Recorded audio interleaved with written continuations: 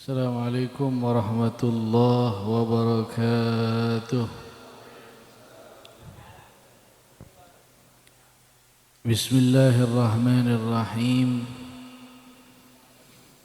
Alhamdulillahi rabbil alamin.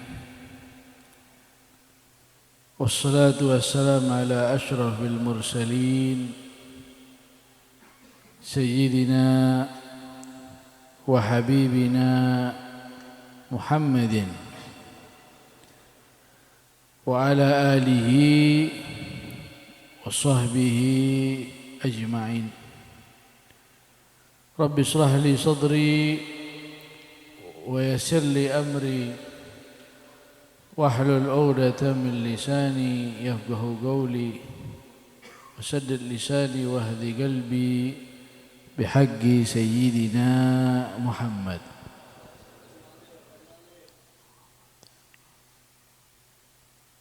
Amma ba'd.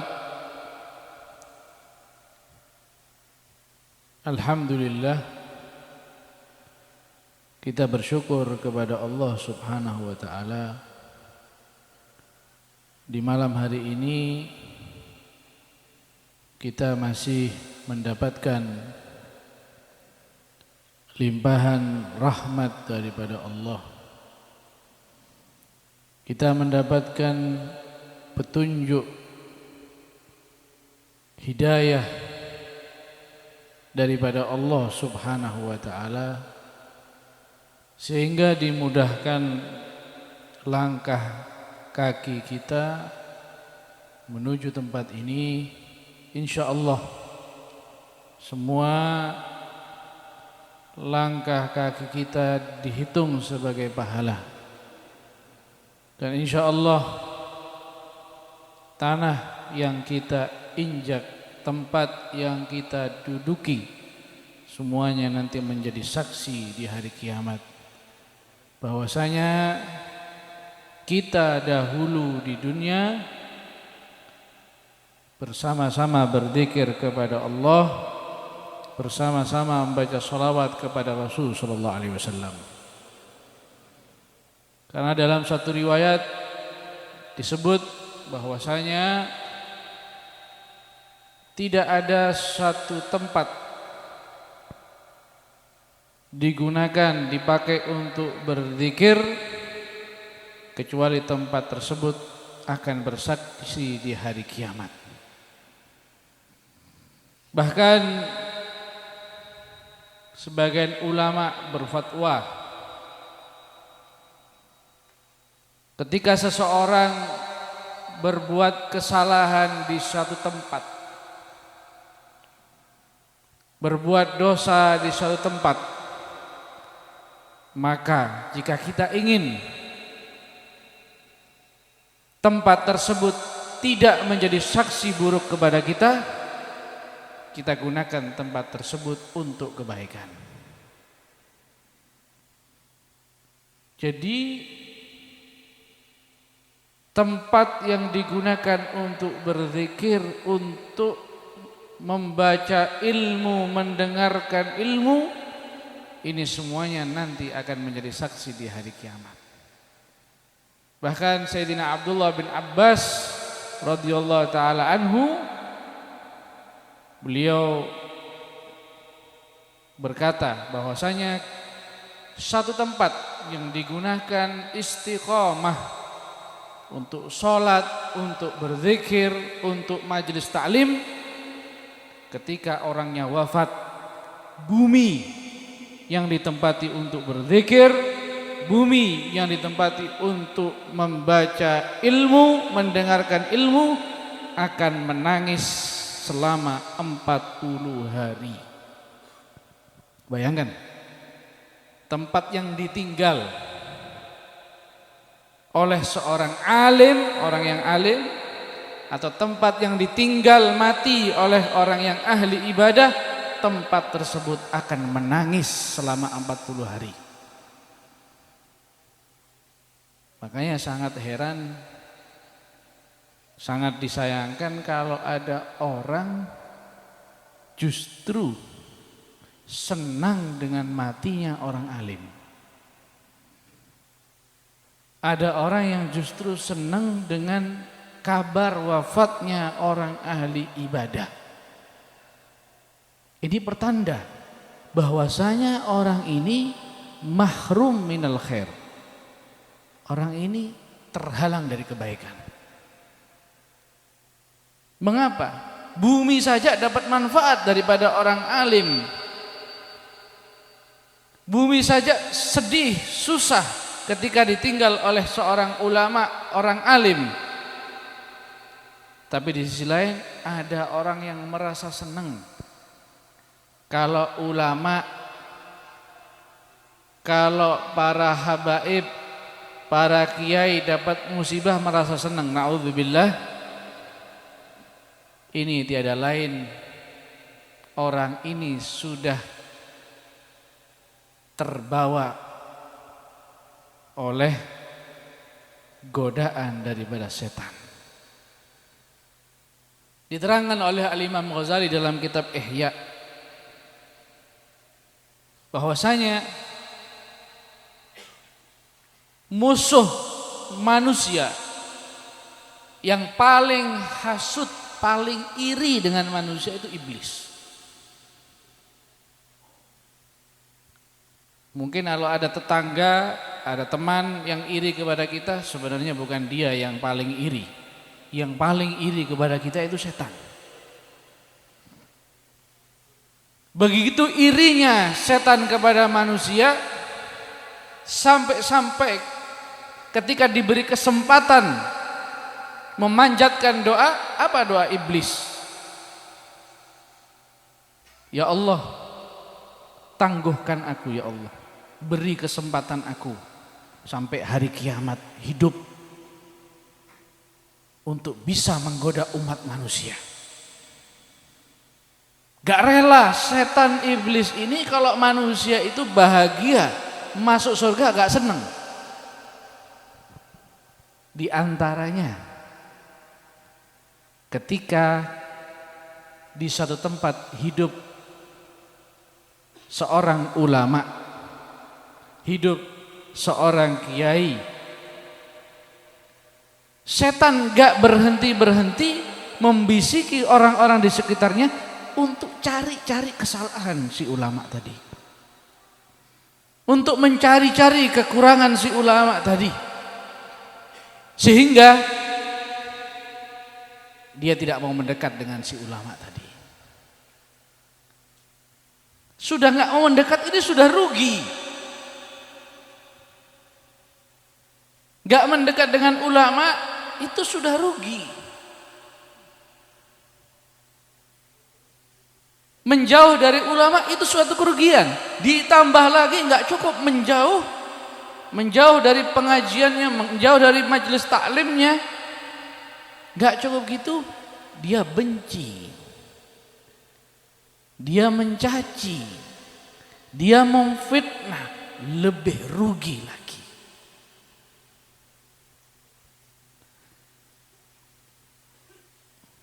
Karena begini, dalam agama ini seperti yang disampaikan oleh Ustadz Marzuki Hasyib tadi, dalam agama itu begitu mudah sebenarnya. Masuk surga pun itu mudah. Bahkan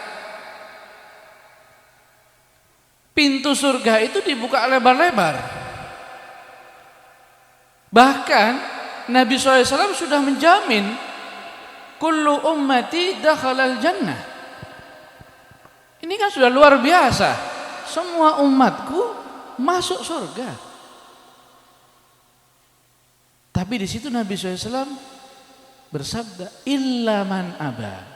Hanya saja ketika pintu surga sudah dibuka lebar-lebar, ada orang yang enggak mau masuk. Ada yang enggan masuk surga. Wa may ya'bah man ata'ani dakhalal jannah wa man asani faqad. Siapa orang yang taat kepadaku masuk surga. Siapa orang yang tidak mau taat kepadaku, dia enggan masuk surga. maka dia tidak mau masuk surga. Jadi masuk surga itu tinggal taat kepada Rasulullah SAW. Begitu juga kita ini kalau ingin masuk surga gampang sebenarnya. Kita kalau nggak bisa jadi orang alim, cukup dengan cinta kepada cinta kepada ulama.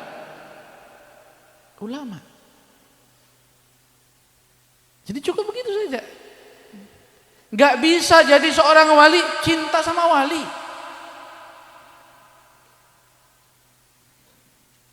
Man fatahu lihaq bidarajatil akabir fid dunya lam yafuthu thawabal hub lahum. Siapa orang yang nggak bisa mencapai derajatnya orang-orang besar, wali-wali besar, dia tidak ketinggalan, dia bisa mendapatkan pahalanya mencintai mereka. Mau jadi seperti Al-Habib Abdul Qadir bin Ahmad Bil-Faqih Malang, waduh kejauhan.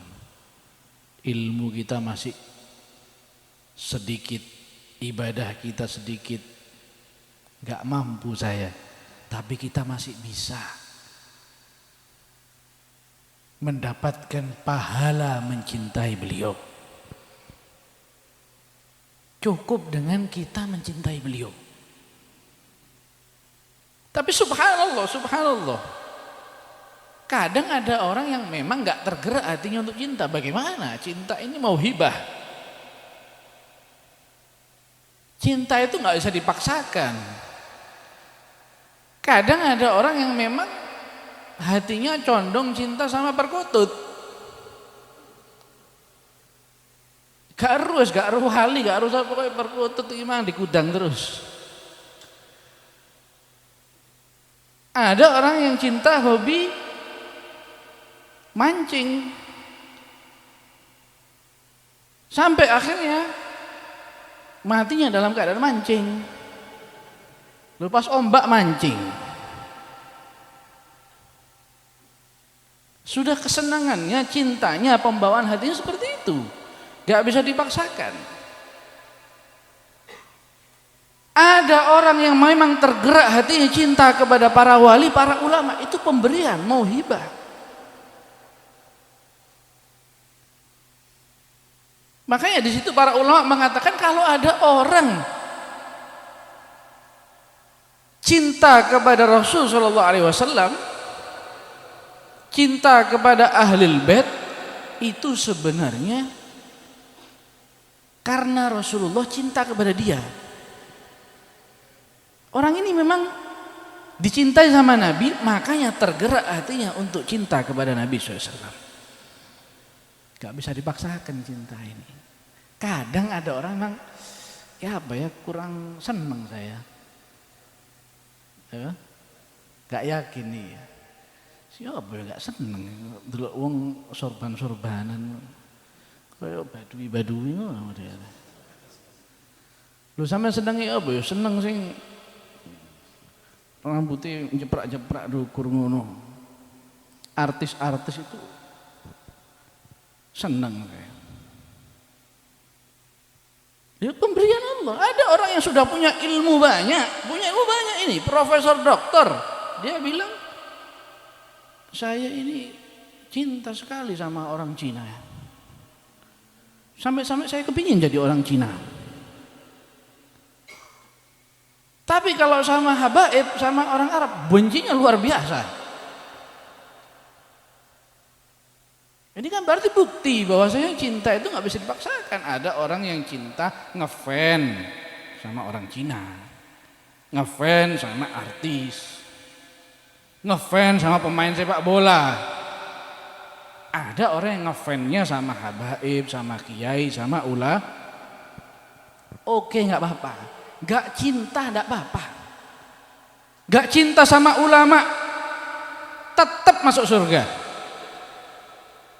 Tetap masuk surga, gak cinta sama ulama. Dengan syarat jangan membenci, menghina, mencaci. Bukan berarti kalau enggak cinta itu harus mencaci, enggak ya. Sampean nggak cinta sama seorang perempuan, tapi sampean caci maki. Terus sampean jelasnya cinta sama istrinya kan gitu, nggak mungkin cinta sama istrinya orang lain kan gitu. Bukan berarti kalau cinta sama istrinya kemudian menghina wanita yang lain. Bojoku ini luar biasa wis, paling hebat, paling ayu. Sing liyan wedok koyo nek lampir kabeh. Welek-welek kabeh. Enggak mesti. Enggak cinta enggak apa, tapi jangan enggak cinta sama ulama itu boleh, enggak apa-apa. Tapi jangan mencaci, jangan menghina. Kenapa? Orang yang enggak cinta sama ulama tapi enggak menghina mereka tetap masuk surga. Ahlul jannah salasah, al-muhsin wal muhib wal kaf anhu. Penduduk surga ada 3. Orang baik, pecinta orang baik, orang yang tidak menghina orang baik. Dia nggak cinta tapi nggak menghina. Ada beberapa tetangga itu kadang-kadang ya, yo nggak pro yo nggak kontra. Dukung pengajian ndak, tekon ndak, ngilokno ndak? Pokoknya kelewes. Gak eru wis, iki golongan apa gak eru wis. Pokoknya gak tau ngilokno, gak kelewes tok gitu. Segini tok wis. Bantu ngai duit gak tahu, ngilokno juga gak tahu. Ini lebih baik ahsan. Ini lebih baik. Kalau memang dia gak pernah mencaci menghina, tetap masuk surga. Oleh karena itu jangan sampai kita ini jadi golongan yang keempat. Jadilah orang alim. Kalau enggak bisa jadi orang alim, jadilah orang yang belajar ilmu. Kalau enggak bisa jadi orang belajar ilmu, jadilah pecinta mereka. Kalau enggak bisa jadi pecinta mereka, jangan jadi pembenci mereka. Mudah-mudahan insya Allah kita semua yang hadir di sini dijadikan orang-orang yang mencintai para ulama. Mudah-mudahan insya Allah kita digolongkan sebagai orang-orang yang mencintai para aulia. Insya Allah kita dihidupkan dalam keadaan mahabbah kepada para solehin, mati dalam keadaan cinta kepada para solehin, para ulama. Dan insya Allah kita semua dibangkitkan nanti di barisan para ulama, para aulia, para solehin. Amin ya rabbal alamin. Assalamualaikum warahmatullahi wabarakatuh.